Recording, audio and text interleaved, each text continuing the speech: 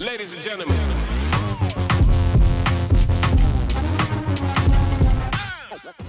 Something else this week that dominated my newsfeed, and I know it's not something we would typically talk about, but we do talk on the show a lot about what is truth and what are lies, and what are people trying to put forth as reality.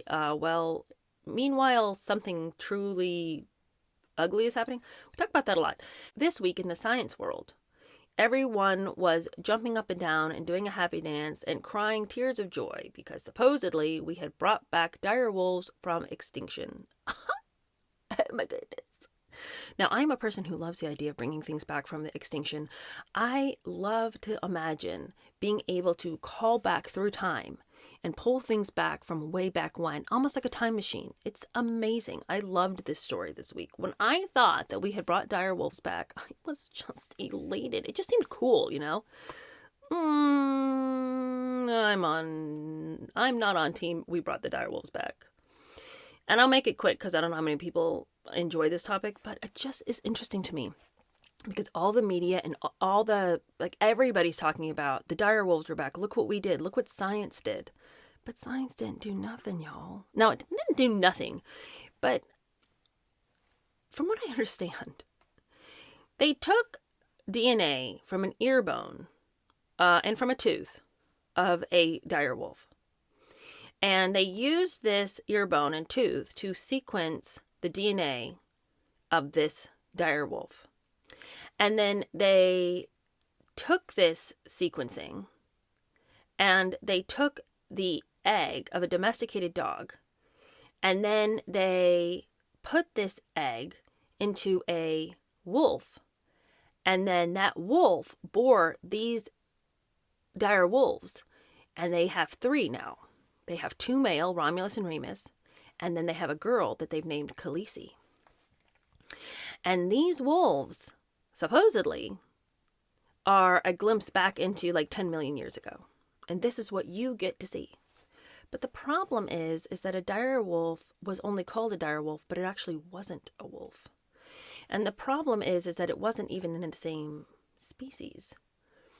So to take a wolf and then change a couple of things in its DNA so that it mimics the look of a dire wolf is not actually to have made a dire wolf.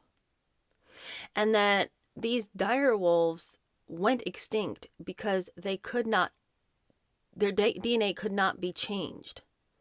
That when they tried to mate with other wolves, they were not able to conceive anything, and that's why this population died out. So they looked like a wolf, but they weren't actually a wolf. And that when you look at the DNA of these 2 animals, they're not in the same family, so they could not have bred together, which is why the dire wolf went extinct.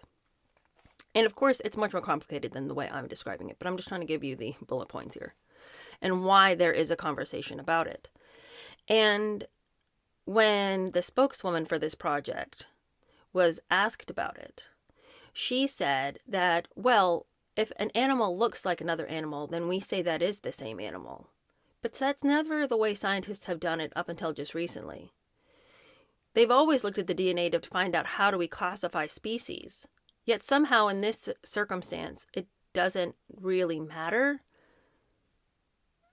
So while I would love to think we had really truly brought back the dire wolf, I think we need to be asking a few more questions. And I saw this video. I'm going to link it below just in case you're like me and you find this sort of interesting. He broke it down really, really well and in a way that was completely understandable.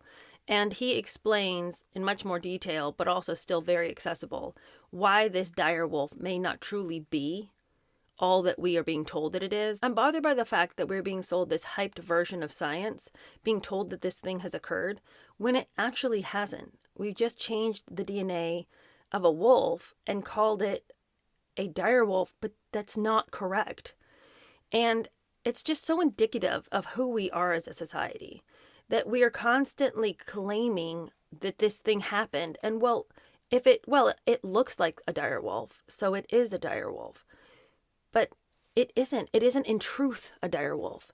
So just because something looks like something else, you can't say, well, it looked like that. That works for like a fossil. If it looks like this, then we can try to figure out this. But if we have the DNA and we can sequence it and we can find out what it actually is, It doesn't do us any good to say, well, they look like. And as in this video I saw, he pointed out, he's like, well, you would not say that a hyena and a wolf are the same. They're not, even though they have similar features. So it's sort of like that.